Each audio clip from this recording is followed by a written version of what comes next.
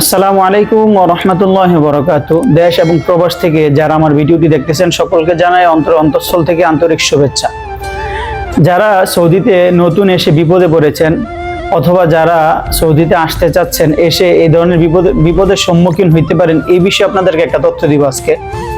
সেটা হলো, ধরেন আপনারা কোনো কোম্পানিতে আছেন, বিশেষ করে সৌদিতে কোম্পানি খোলা এবং কি ভিসা নেওয়া এটা খুবই সহজ। যেটা আমাদের বাংলাদেশে বর্তমানে দালালরা করে থাকে, যে 40টা 50টা ভিসা নেয় বাংলাদেশে, নিয়ে 40-50 জন লোককে নিয়ে আসে, এই ছোট ছোট কোম্পানিগুলো নিয়ে এসে একটা ফ্ল্যাটের মধ্যে রেখে দেয়। রেখে দেওয়ার পরে 3 মাস যাওয়ার পরে তারপরে এদেরকে কোনো কাজ দেয় না। তো 3 মাস মূলত আকামার মেয়াদ থাকে। তো কাজ না দেওয়ার কারণে 3 মাস পরে তারা অবৈধ হয়ে যায়। অনেকে কাজ না পাওয়ার কারণে আসার পরে কি করে, যে আপনাকে তারা কি করে আকামা দেয় কিন্তু কোনো কাজ দিতে পারে না। তো যে আকামাটা দেয়, এই আকামার মেয়াদ থাকে মূলত 3 মাস।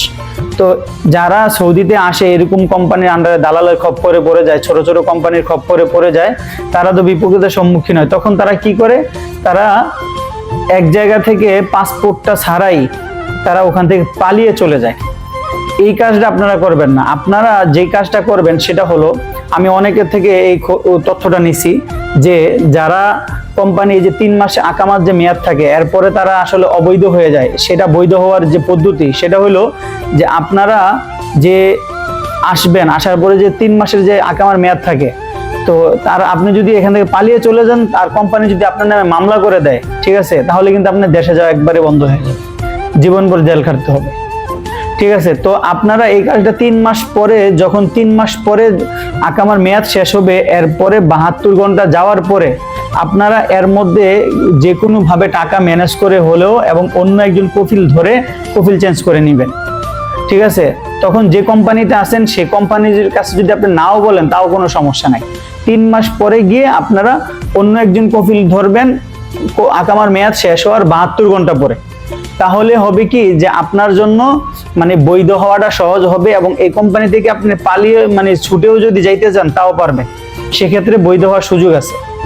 এজন্য আপনারা যারা এইটার সম্মুখীন হইতেছেন বা সম্মুখীন হয়েছেন, তারা এই কাজটা করেন, যে আপনারা 3 মাস যাওয়ার পরে আকামার মেয়াদ শেষ হওয়ার 72 ঘন্টা পরে গিয়ে আপনারা কি করবেন, ওই কোম্পানির কাছে না বলেও যদি আপনারা অন্য কারো কাছে গিয়ে মানে কফিল চেঞ্জ করেন, তাহলে আর কোনো সমস্যা হবে না। তো সেক্ষেত্রে আপনি বৈধ হইতে পারবেন। অন্যথায় আপনি যদি পালিয়ে চলে যান, সেক্ষেত্রে কোম্পানি যদি আপনার মামলা করে দেয়, তাহলে সেই টাকাও দেওয়া লাগবে এবং জেলও খাটতে হবে। তার চেয়ে ভালো পালিয়ে না গিয়ে একটু করে টাকা জমান, তারপরে গিয়ে বৈধ হওয়ার চেষ্টা করেন। একবার যেহেতু সৌদি চলে আসছেন, আসার পরে কিন্তু আসলে মন চাইলে আপনি যেতে পারবেন না। সবাই এই দেশে নিজেদের ক্যাশ টাকা দিয়ে আসে না, কিন্তু সবাই ঋণ করে তারপরে সৌদি আসে।